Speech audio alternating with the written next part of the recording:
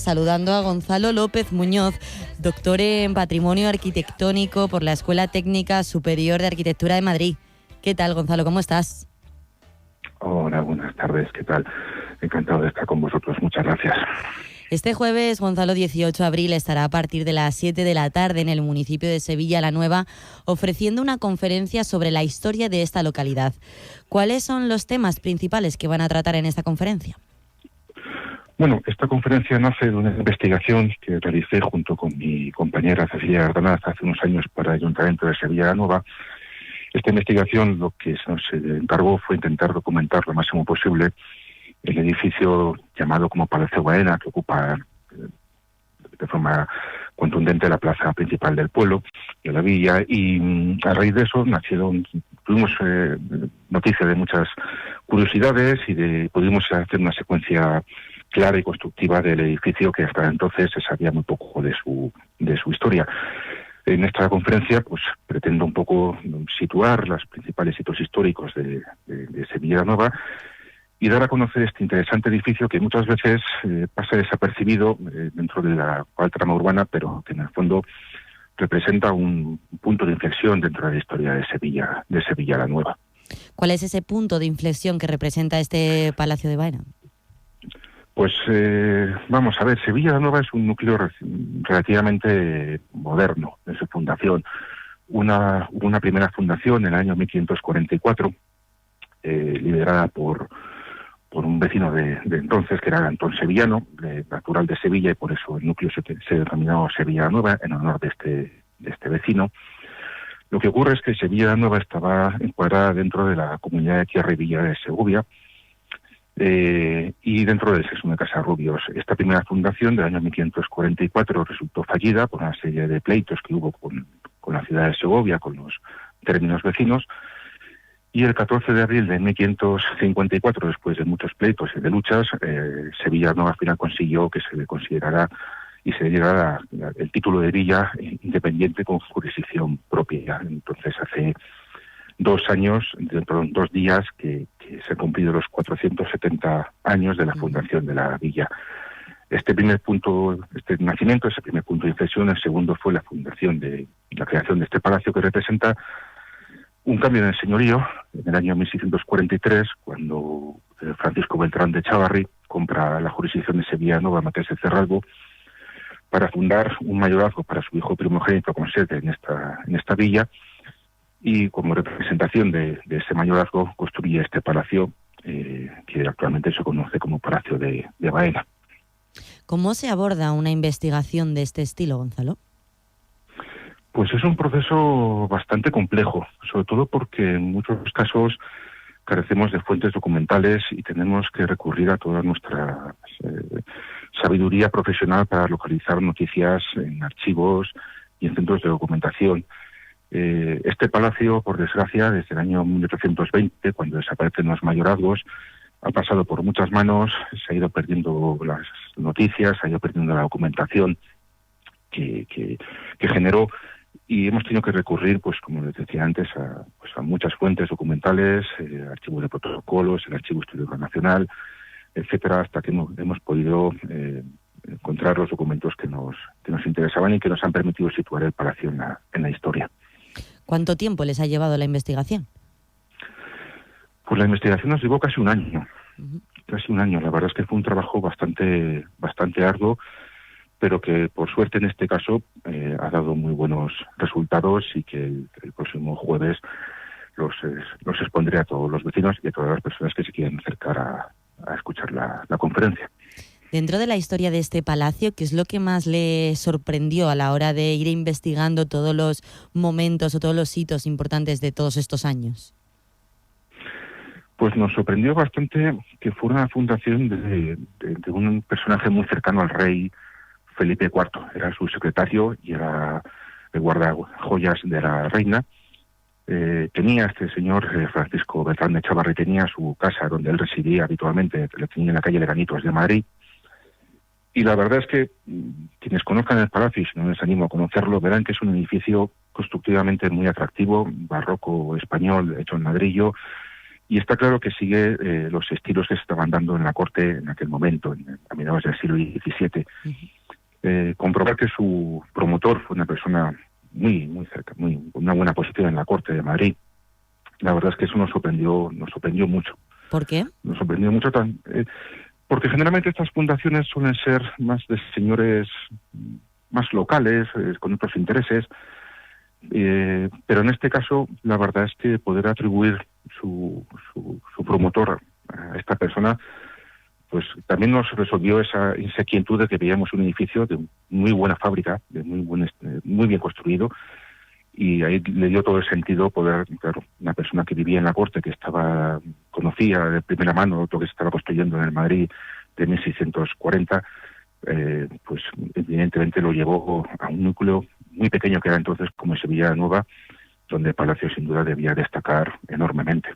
¿Se cree que es el interés que tenía este promotor? Porque ha comentado que en otras ocasiones estos palacios están vinculados a otros personajes y que este tendría un interés diferente.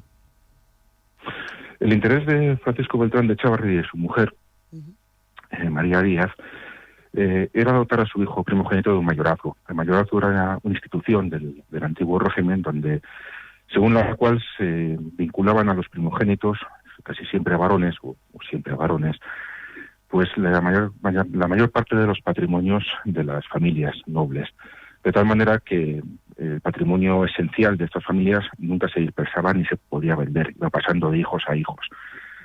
Evidentemente él necesitaba una villa, un lugar donde poder asentarse, donde poder dotar a su hijo no solamente de un mayorazgo, sino también de una villa con cabeza, un lugar donde tomar posesión. Y esto es lo que le hace en el año 1640 comprarse una primera casita en Sevilla la Nueva, que no la quería para nada, simplemente la quería para ya estar asentado de allí, y después en el año 1643 compró la jurisdicción a Marqués de Cerralbo, y años después, en el año 1647, cuando ya tiene terminado este palacio, funda el mayorazgo para su hijo. Ese era su principal interés. Además, en una villa que, bueno, pues que era fácil de adquirir dado su pequeño tamaño. No fue una operación excesivamente costosa. Sí, porque ahora Sevilla la Nueva ha crecido mucho, ¿no?, a lo largo de estos años. Sevilla Nueva ha crecido mucho a lo largo de estos años.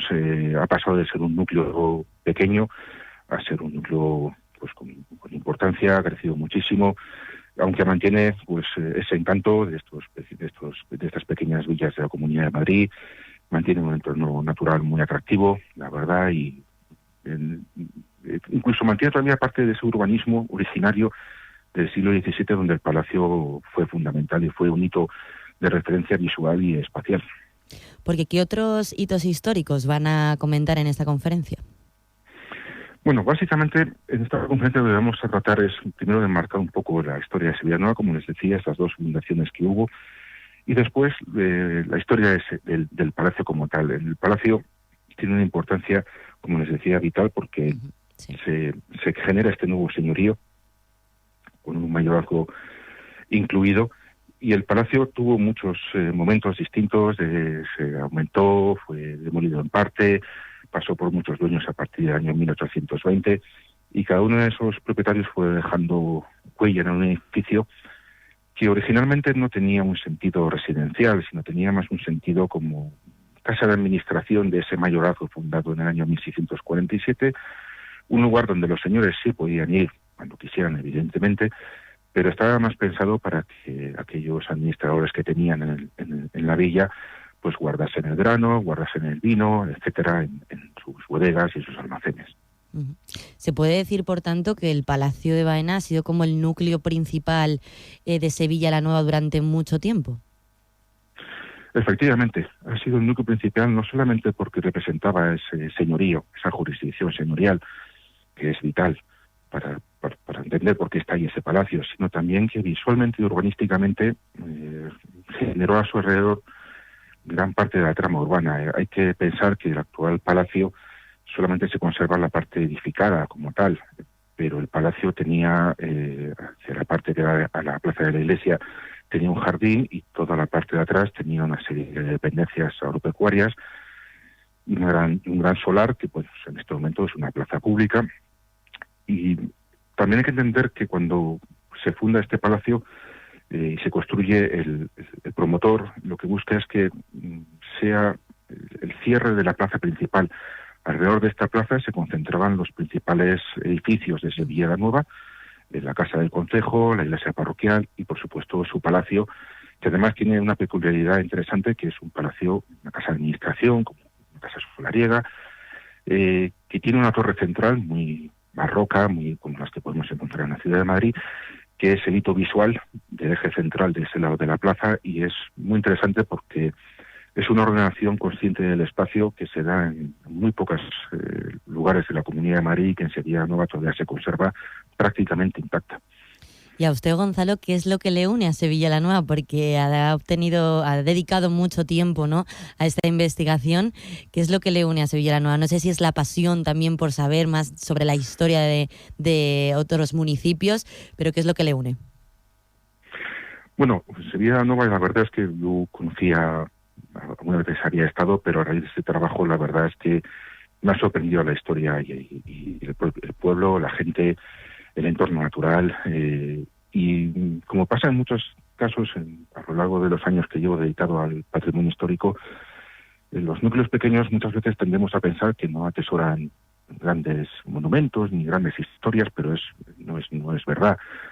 Y es para mí, como profesional de estos temas de patrimonio histórico, ha sido un placer, es una delicia encontrar un lugar donde, escarbando en documentos, te encuentras con tantas cosas interesantes, con sorpresas en el fondo, porque además con el tiempo me he dado cuenta que la mejor manera de conservar estos edificios, estos monumentos, estas identidades locales, es comprometer a la gente, y la mejor forma de comprometerla es que estén orgullosos de lo que tienen, y para eso hace falta pues conocerlo, difundirlo, explicarlo, para que lo vean como algo, como lo que realmente es algo único y que merece la pena conservar, dar a conocer y, por supuesto, intentar que se difunda lo máximo posible. Y para eso van a estar este jueves 18 de abril a partir de las 7 de la tarde. ¿Dónde exactamente, Gonzalo? En el Centro de Interpretación de Sevilla Nueva, en la calle Golondrina. Ahí estaremos a partir de las 7 de la tarde hasta completar aforo, y yo invito a cualquier persona pues que esté interesada en la historia de la arquitectura, o simplemente tengan interés, curiosidad por estas cosas, que se acerquen para conocer este edificio y este núcleo, que a mí personalmente me ha sorprendido mucho y que creo que es un edificio a tener muy en cuenta dentro del conjunto del patrimonio histórico de la Comunidad de Madrid. Gonzalo, pues muchísimas gracias por estar hoy con nosotros. Muchas gracias a vosotros.